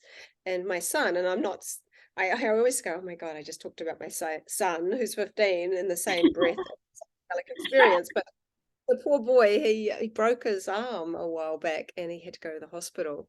And the doctor warned me, he said, we're going to give him ketamine, which is pretty like a big drug, right? And actually, it seems like it's has some benefits for people therapeutically within a controlled environment to really help them see the world from a different place, particularly for people that are depressed, in a sort of similar way to what's the other drug that is banned but now coming back and being used, which gives you a kind of psychedelic experience. It'll come to me. It's a very commonly known. I don't know if it was LSD, but anyway. So So anyway, he said he's going to be here, but he's not going to be here. I'm like, okay, okay, well, let's just get his arm was broken pretty bad, and they needed to put a lot of pressure on his arm to set it. And so it went into his vein. My son, within 4 seconds, he said, "What the?" And he was like, mouth was dropped open, his eyes were bulging, and he was just like looking around the room. And the nurses got to work immediately, kind of set his arm, yanking away there and doing all the stuff they needed to do. But I could see he's just looking around. Eventually, he came around, and after all that experience, and I asked him about it, and he said that he was watching them in the corner for a while, setting his arm. He even knew what I'd said to somebody. And so he was alive, but he was not in his body. He could observe his body very, very clearly. And I know other people have had experiences like this, using various natural and not natural, maybe psychedelic things like mushrooms or something as well. So I'm like, that's interesting that people are having this like observation of themselves. I use our ability to observe myself as a tool. Like if I'm triggered about something, and so we have a choice when we're triggered, although we think we don't. We have a choice to kind of go, well, okay, how am I going to respond to this rather than just react? And so one of the things I do is observe myself feeling triggered. I'm like, okay. And in the observer, I'm able to ask the question, when was the first time you felt like that? And then I can allow myself to have the feelings, but then not project them on a person if it's not even about them. So using that as a tool has been helpful for me. But how can we be kind of in a living body that it's got heartbeats going, things are going, like in my son's case, but also be the observer of ourselves? And how is it that someone whose heart stopped beating, for one guy, his heart had stopped beating for 25 minutes. He ended up writing a book about it, Hone Edmonds, right? So how can the spirit come back into the body? Like what tethers it? And I've been very interested in what people believe for a long time, which is one of the reasons that I'm doing my next masterclass on this topic, to see what we can learn about water. And what people are going to share so far, it's like, what I never knew. And so I always have thought, well, as long as there's a weak electrical charge, this is the tether of the spirit within the physical body. And so the heart stops beating, but for about 12 minutes, there is still some vague kind of activity in the brain. But Dr. Jerry Pollock was on my second to last masterclass, and he shared something that I found really interesting and said something I didn't expect. So one of his students was working on a chick embryo. So you're able to crack open an egg and watch as a fertilized egg starts to form. At 4 days, they stopped the heartbeat. It's not in even much of a form of a chick by that stage at all. I know the man really struggled with this because he didn't like the idea of killing anything. But anyway, they did this. They wanted to see whether or not the exclusion zone would drop with all the other vital signs. So it was interesting to listen to him talk, because he said that everything dropped, but the exclusion zone didn't drop all the way to the bottom that it could have done.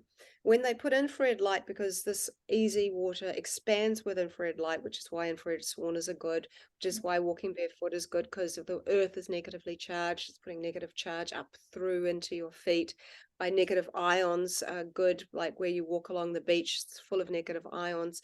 So they saw that the infrared light made the exclusion zone in this embryo rise, and it didn't drop completely until after an hour.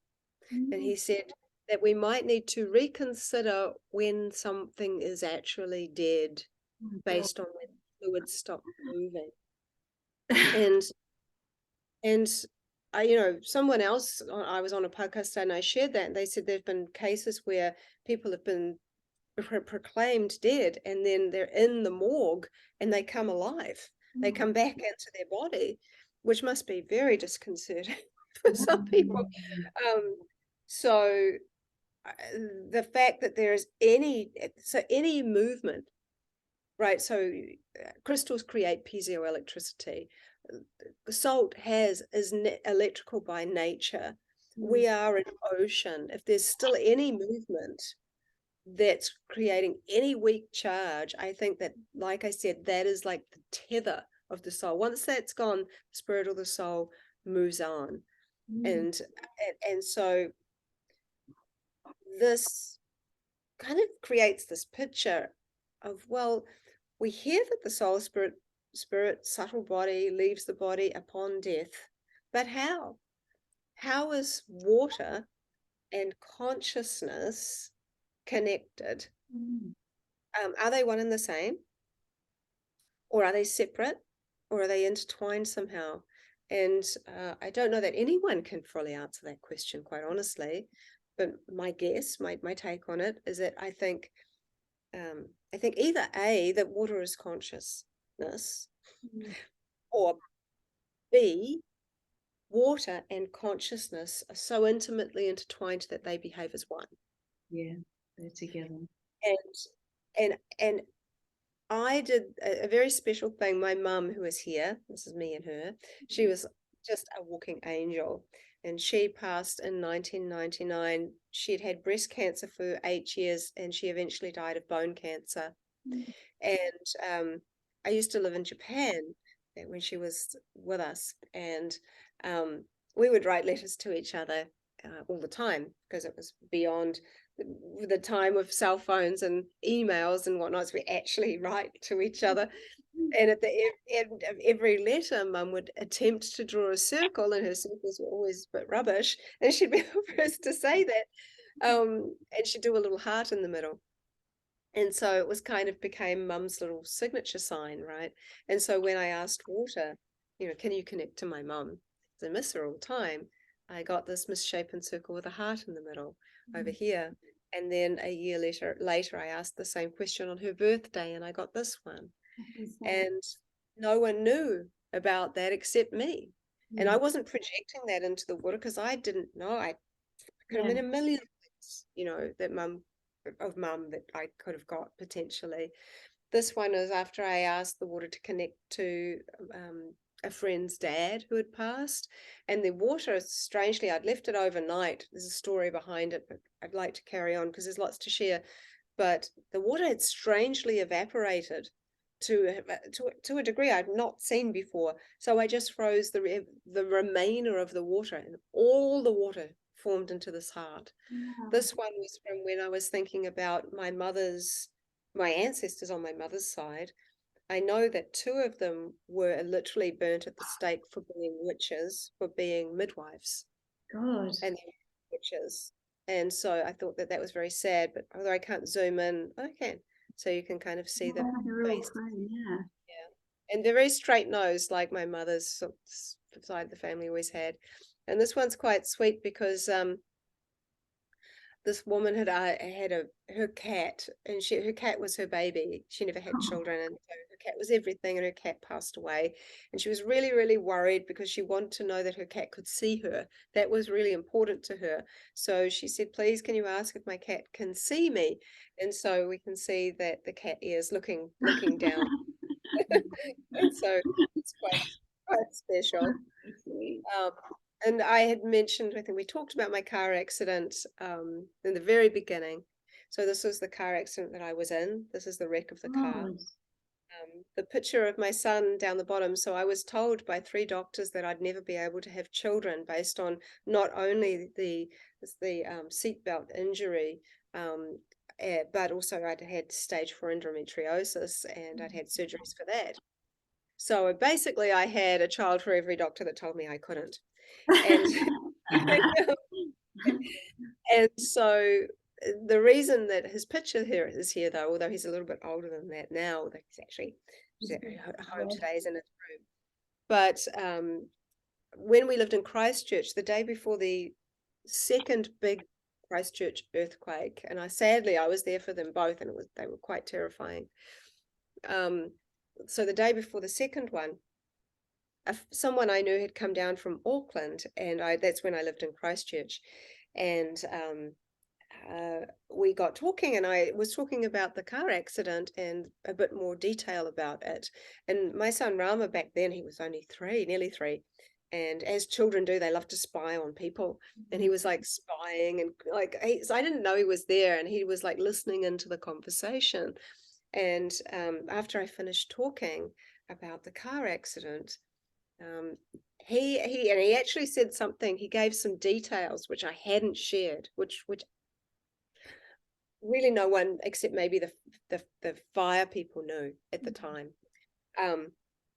So Rama said, "I remember that, Mummy. I remember the window wipers and the tires, and he said, I came down out of the clouds and I went like this and I saved you." Oh my God. And I climbed back up the ladder into the clouds. And I was like, "Oh, my baby." But the thing is that he couldn't have known it was raining on that day. That's why he was talking about the window wipers, and it was interesting because he was looking at the tires, because there was a kind of strange anomaly that happened with the tires of the car, that something weird happened with them. And so, it's very interesting to hear your son say something so matter of fact, and then to be so humbled and so grateful, because, well, children at that age, and to be so matter of fact, it was just like, well, of course this happened. Don't you remember?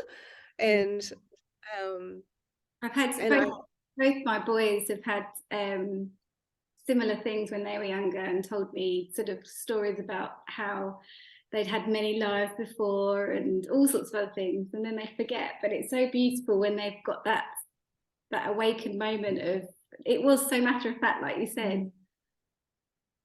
And so many good things have come from this, in that, although I had a long road to recovery, I discovered all about this stuff about water. I got to have my children be even more grateful. There's so many things that happened that were good from it, even though it was difficult. This was from another podcast I did, so I don't know if you'd like to touch on this. It was, it's very mild. We already spoke. Because there is an Instagram reel going around, and it's asking this question, and I thought it was rather interesting. Yeah, we've seen it. Lots of people have sent it to me, but I think when you see it and read it, it kind of goes, well, there's an idea, So if water was God, that would mean that God is in us and all around us, above us and below us. It would explain why a woman's water breaks when we're born, and why some religions observe the ritual of baptism. If water was God, then that would mean that God has no gender. God takes the shape of the container God appears in, which would explain why we have so many different belief systems. It would mean that all bodies of water were holy, that a thunderstorm is a church without walls, that when the rain falls, it's an act of God's death giving life, and when it evaporates again, it's the day of resurrection. Amazing. It is amazing. And then this has got quite a lot of attention, and I love this because it's just such a positive message. So I've done a lot of studies on egg albumin, mainly because I thought that if any water would be naturally informed, it would probably be amniotic fluid. And since I'm not able to get that easily, I thought the next best thing would be egg white. And in the egg white, there is the gloopy gelatinous part, and then a thinner part that runs more like runny saliva. And I freeze that thin part. I've identified these 6 patterns in healthy free-range eggs. And so I've named them. And there we go. So this is the free range, and this is the caged hen eggs. You can see they're very, very different. Caged hen eggs can only design 2 of the complex patterns I call them actually the rudimentary patterns. So these are the complex patterns. And these are the two most rudimentary, the small star and the pollen. So the caged hen egg can sometimes form virtually no patterns. Oh, it's really sad, isn't it? Well, there's an upside here. So so that's something. So when I first began, and I'll actually come back here. When I first began, I was inspired by a man who won a Nobel Peace Prize for discovering AIDS. His name was Luc Montagnier, and he sadly passed within the last year. And you think my work is kind of like, wow, I mean, really, if you see his work and understand what he discovered, it's like mind-blowing, right? He would get two vials or beakers of water or test tubes or something. One would have a sequence of DNA that he knew the sequence to, and one would have nothing and it would be pure water. He would put them side by side but not touching. He would leave them overnight in radiant light, and he used a very low frequency. And then the next day he would move the one that had the DNA sequence away, and he would investigate the water that had nothing in it. He put some kind of powder or precursor or something to see if there was a precursor to DNA, or be able to identify if there was any DNA in something. And they found that there was the same sequence of DNA within the test tube that had just simply sat next to the DNA that was actually there. So it was like they call it DNA teleportation. So how the heck is that possible? Yeah. And he was a very serious scientist. Like I got the good fortune of meeting him, and he was quite a serious person. Took this very seriously, and I think it's so difficult. It is so difficult for people working in the fields of water, because there are so many people who want to call it pseudoscience. Yeah. Especially people in the area of homeopathy, for example. Really? And so there are a number of people who had so many letters to their name. You know, there's like the doctor and professor and PhD and da da da da da, and they have to work extra hard to even get their work looked at and taken seriously, only to be called pseudoscientists because something doesn't make some sense to someone. Because it's not, I really feel that the future is ancient. These ancient knowings are the way forward to bring back our older wisdom, which is innate in us because we are, again, by molecular count, water. So what I did here was that I thought, well, what happens if I put a free-range egg next to a caged hen egg and I leave them overnight? So the first time I did that, because I already have done thousands of these tests and I know very well what they look like. For example, this is a typical picture of a free range, and anybody can do this at home. You know, it's super fun. And then this is the caged hen. So after I left them overnight sitting side by side, and it has to be free range and very, very new, they start to, the structures get a little worse if it's been sitting around for a while. When I did the crystallography, the free range hen egg looked great, normal. The caged hen egg had surprisingly started to get more complex patterns happening. And so I shared that on social media and the pictures, and everyone said, yeah. But what if you surround it by bad eggs? It's going to go bad, which is sadly how people see the world. And so I did that, and I did it twice. And so this is what this is about. Here is the free range egg surrounded by caged hen eggs. Here is the controls. So I left them overnight, and this is the result. This is the free range egg. You can see it's still beautiful. But look at the beautiful patterns of the caged hen egg. All of them, by proximity, have improved. The ones furthest away improved, but not as significantly. I did exactly the same thing. Here are the controls. Here is the result. You can't even identify that these were not caged hen eggs, but they are. And further away, they're just less informed. So what are we seeing? I think that nature is looking to improve rather than downgrade, especially in this embryonic stage. I also think that information transfer is possible because water is a type of liquid antenna, and egg albumin is approximately 90% water.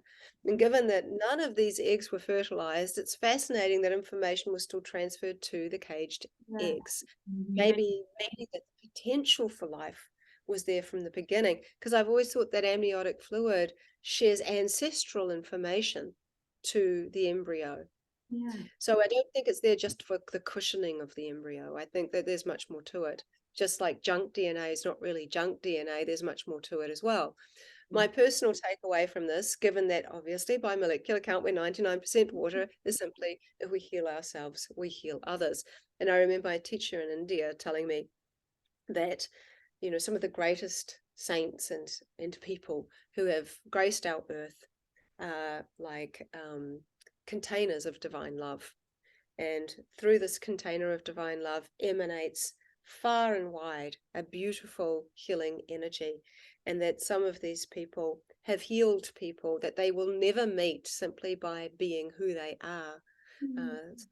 I think that that's very special. It's so And yes, and so along the same vein, this is tap water, this is spring water, then I put them side by side. The tap water here is improved, but the spring water also improved. You'll notice this shape, this is a hydroglyph. It means purity and enlightenment, but here there are actually two of them, and they've created this heart. So when water has purpose, as well as compassion, there is significant improvement for both. And I think that's relative to people. Yeah. And lastly, hydroglyphs, which we've talked about, but not a lot. So this is the hydroglyph for the meaning of creation. It has a secondary layer of meaning, fire. So the simplified version of a hydroglyph is there's symbols in ice that have one or more meanings. I derive these meanings by using words, and I talked about how water doesn't read words, it absorbs the energy of a word. I write the word, put my dish of water on top of it for 30 seconds, remove and freeze. Just say I have one, I need to have seen the same image appear at least 50 times. So there are two quotes here I think are powerful. When the human race learns to read the language of symbolism, a great veil will fall from the eyes of men, and the man who speaks with primordial images speaks with 1,000 tongues. So here are some examples. These are 64 examples of the message glyph. I've accompanied with a nature comparison because I like biomimicry, and I think that we can learn about the meaning of things based on what they kind of look like. And so what's interesting here is that we have identified that, where are we? Here. So at the tip of some of them, there are these heart shapes, see, and then some of them don't have any. Well, the heart shape essentially means that we are looking at an emotional message. So as we kind of go through the winter tree, it means change. It also means winter. How do I know it also means winter? Well, by doing, the reason I even got into hydroglyphs was because my son came to me years ago saying, I think water hates me. I'm like, my child thinks that? Like, what? It's Hieronymus' work. And sometimes when children can't identify with the two extremes, they just tend to assume the worst. It's kind of a dangerous thing, our real desire to look at extremes. And so, well, it can be anyway. He basically saw the one which was heavy metal versus classical music.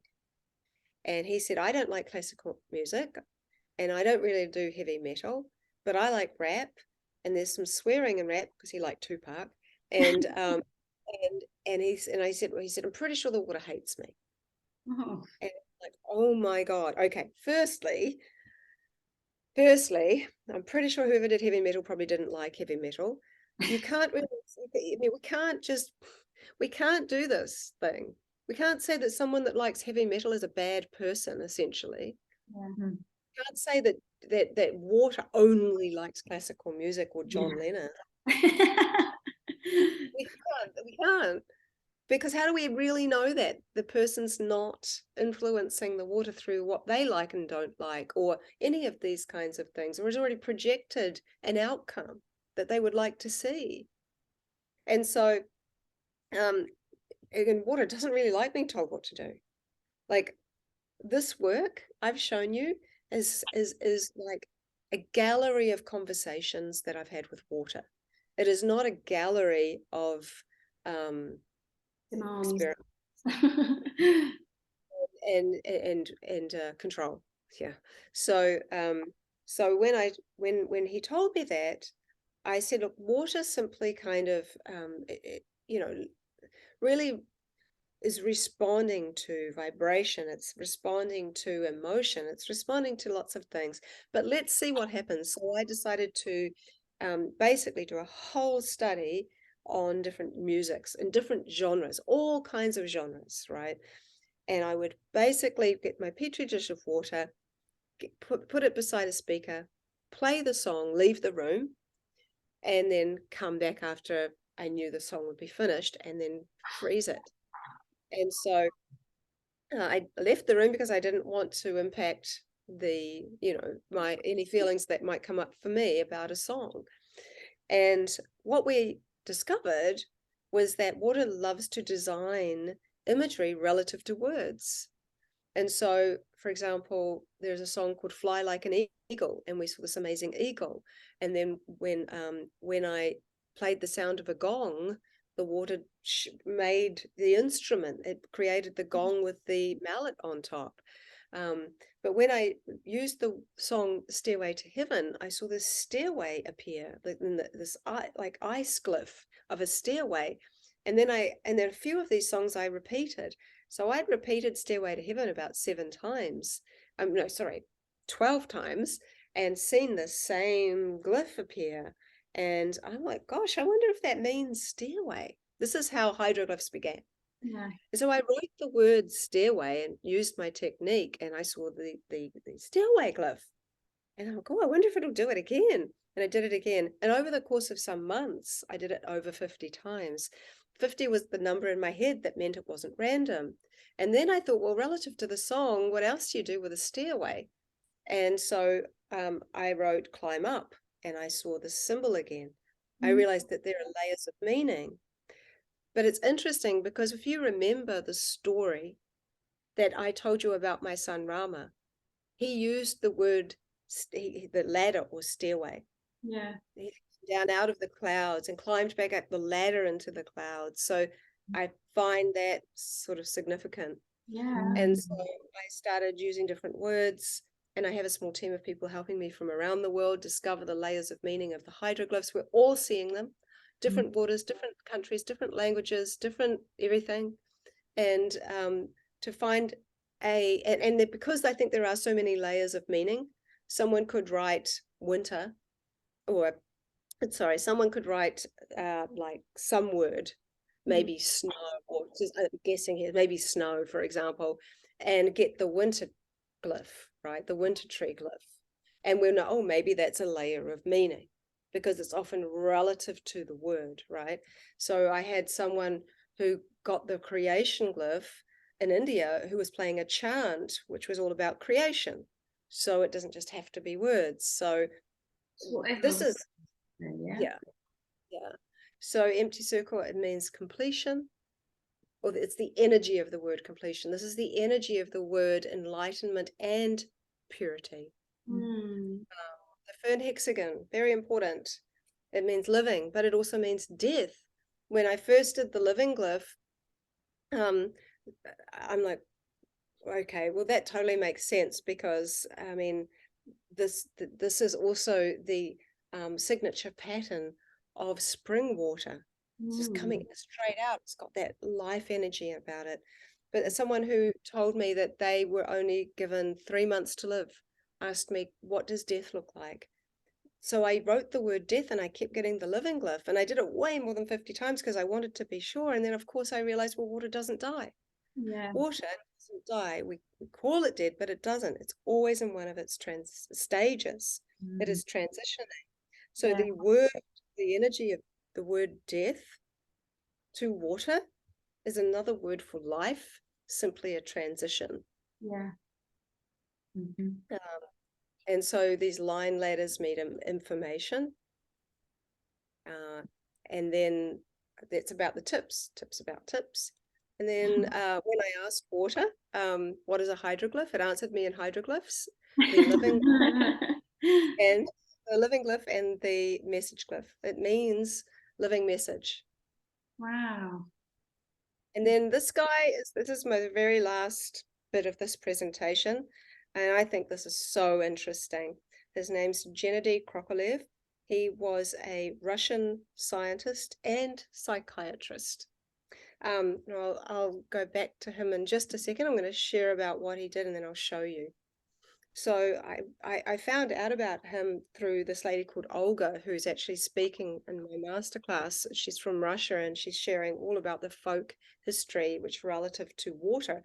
It's amazing, actually. So anyway, Gennady Krokalev worked with psychiatric patients who were having hallucinations and visions and were quite disturbed. And for 20 years, he did this work and he wanted to see, well, they really feel like they're seeing something here. So he'd made this decision that he was going to photograph their retina of their eye while they were having a vision. So he made this contraption where these kind of goggles that he took the lenses out of, and he got this old-fashioned camera called anyway, it's written on my presentation. I'll show you. It'll come to me as well. A special type of black and white camera, and it has like a box thing that comes out. And so he attached the goggles to the box thing. And when his patients started to see things and have a vision, he would click the lens. And of 117 of his patients, when he showed them the photo, they were able to confirm that this is actually what they were seeing. They were black and white. They were some of them were very clear. Some of them were like shockingly clear, and some of them were more fuzzy. And yet you could still make out some shapes and forms. And this was repeated by more Russian scientists within the last 15 years, maybe even 10 years. And rather than use psychiatric patients, they used someone who could remote view. And so what happened was, rather than using goggles, they used a scuba diving mask, and they took the lenses out and they kind of put the scuba diving mask over this box of the camera thing. They used the same setup, same old camera. And the scientist would stand behind a wall and they would hold up numbers or they would hold up shapes. And as the remote viewer would tune in her mind's eye to what they were holding up, she would visualize it, and then they would click the camera and they got like the number 1 and like triangles show up in the photos. And so there were 2 hypotheses around it. One was perhaps there is a more subtle realm that they were seeing. That was probably the lesser agreed upon, maybe. And then the second one was that the brain sends information to the retina of the eye, which is also a huge proportion of water. The retina of the eye takes that information and puts it into picture form and pushes that picture form out like an hallucination, and well, like a hologram, actually. So some people see that hologram and they see that as real, but most people don't see it. But it can be picked up by some cameras, just like orbs can. And animals, often you'll see animals, they're seeing things we can't see. And I think they can actually see some of this realm or some of the projections that we're like walking around with. And the significance of this work was that the picture had to really be in the mind's eye for it to work. And so I'll show you what these pictures are. Where are we? I think that is that it. Oh, here. Okay. So Here is what he's doing over here. This is him. Okay. So these are some of the pictures. And so this one's extremely scarily clear. This one's more blurred, see the face, you know, all of these things here. So it's a zenith camera. The camera was called a zenith camera. And over here you can see the relatively more new experiments that were done with the remote viewer, and you can see how they've attached the scuba diving mask to the lens, and these were some of the pictures that they took. So exciting. Really amazing.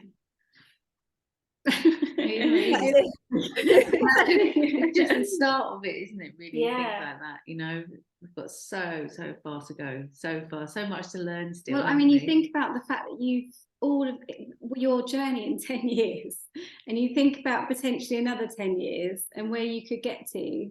I mean, it's blown me away. I wrote a book that was published not even 2 years ago, and my publisher went bankrupt, and so there were 1,000 copies made and sold, and so they're kind of collector's edition, or something like that, because there's no more. But I look at the amount of work I had done then. Within 2 years, the work has gone from so exponentially huge. Yeah. The amount of work I could put in a book now is, and I'm working on and writing, the amount, the volume, there's so much there. And I think that I always say to people, you know, if this is just too much and you can't really get your head around it, I always encourage people more to get their heart into it than their head around it. But at the very least, don't throw the baby out with the bathwater. Look at the images and think of them as art, organic art. And then think, wow, what does that mean to me? What does that image mean to me? Because when we go to a gallery, we get to ask ourselves those questions, you know, and then often one nice thing about art is that you get quite interested in the artist. And if we get interested in the artist that is water, then we might become a little bit more curious about ourselves and the water within ourselves. And then we might begin to think, well, you know, what is happening within this body of mine?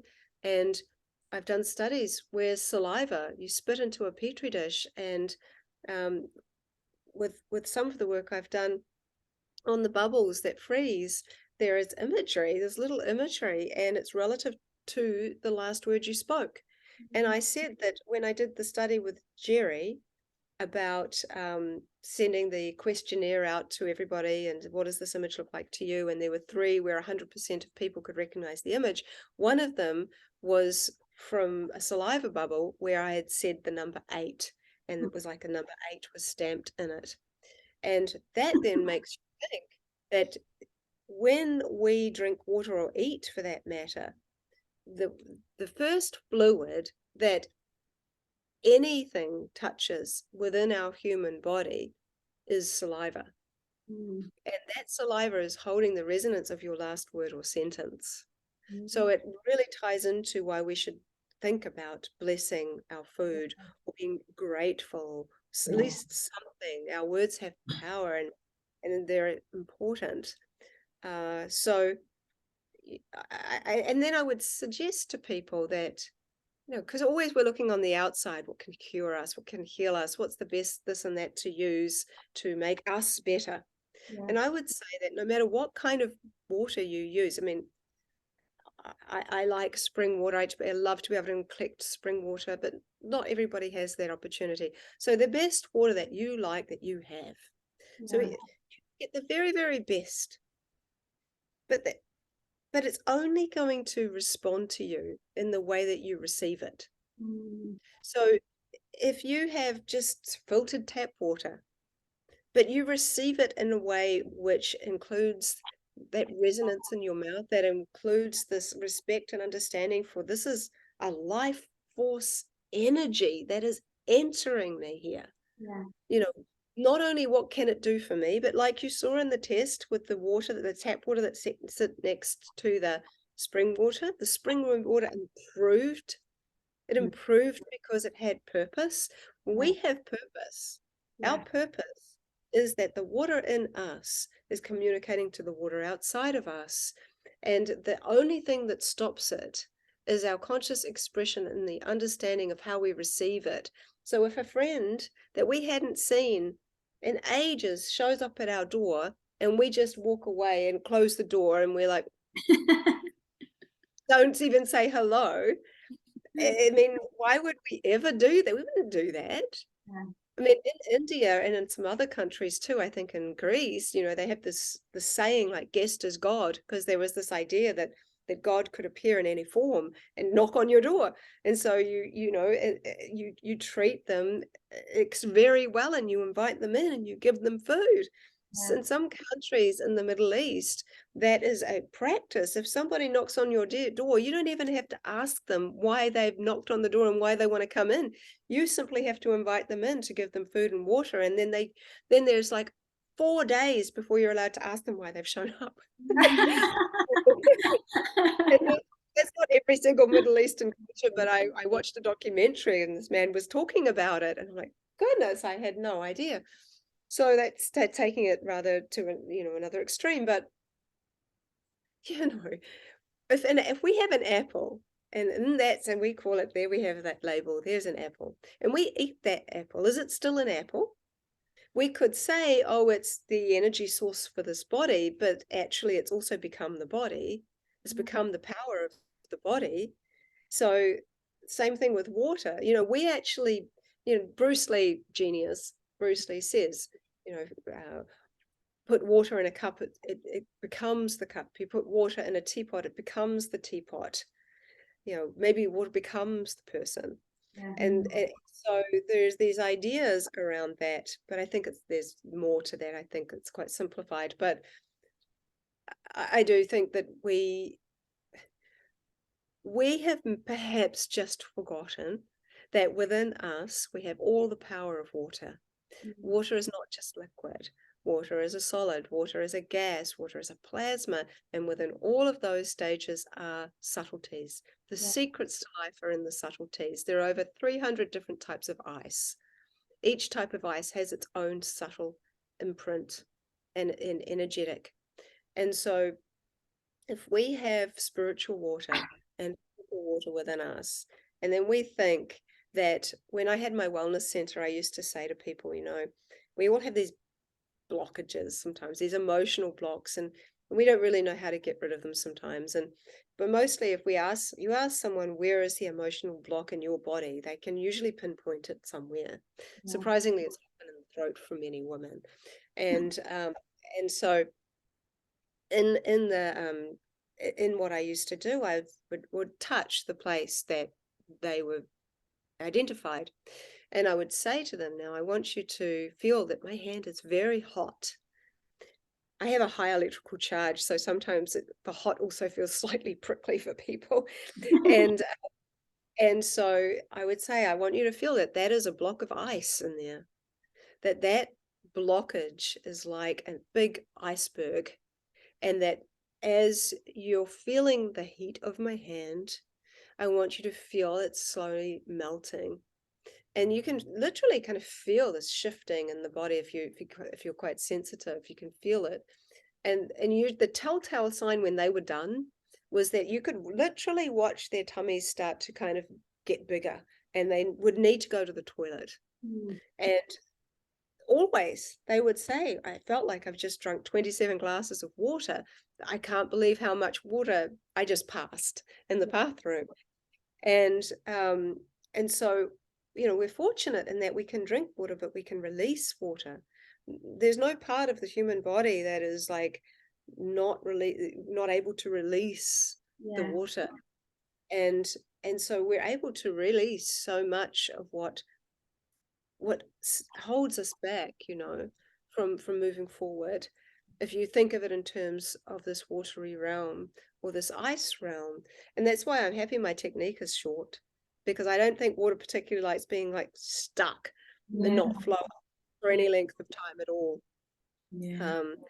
So I would say that, I mean, I can talk for a long time. I have already.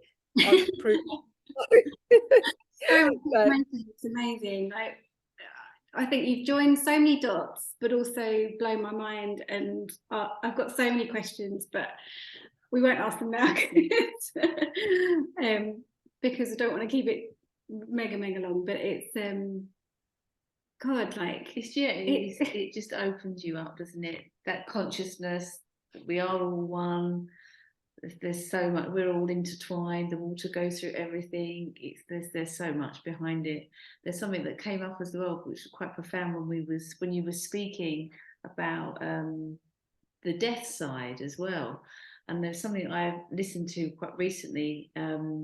They actually, if you weigh a body before you die and then weigh it after, it's exactly the same. So what is that life? What we know, and that is the weed that goes through every single one of us. And the way that you've described everything today, water is part of every part of that process for us, isn't it? Every single part. well, I mean, it's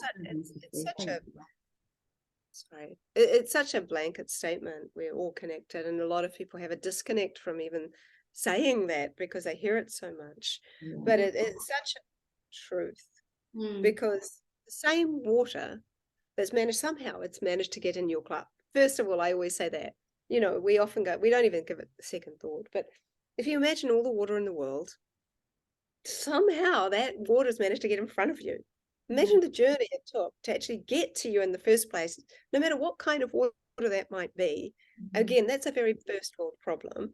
But the fact that we have a drinkable glass of water in front of us, where has that water been? Well, that water has been through the trees, it's been through the animals, it's been through the oceans, it's been through the clouds, it's been through your ancestors. And it's now in front of you, and how will you receive it? And I think that's how will you respect it as well? Let alone receive it, Yeah, well, I think the respecting and receiving, so is there, if you really respect it, then you're going to receive it in a way in which is different, at the very least slightly joyful, and this has to be fun.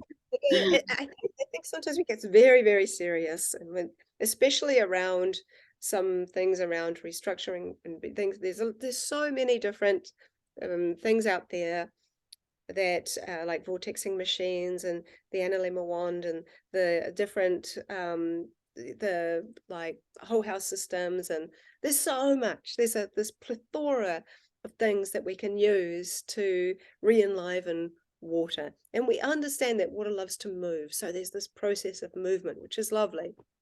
And at the same time, I have seen some of the most incredible structural changes.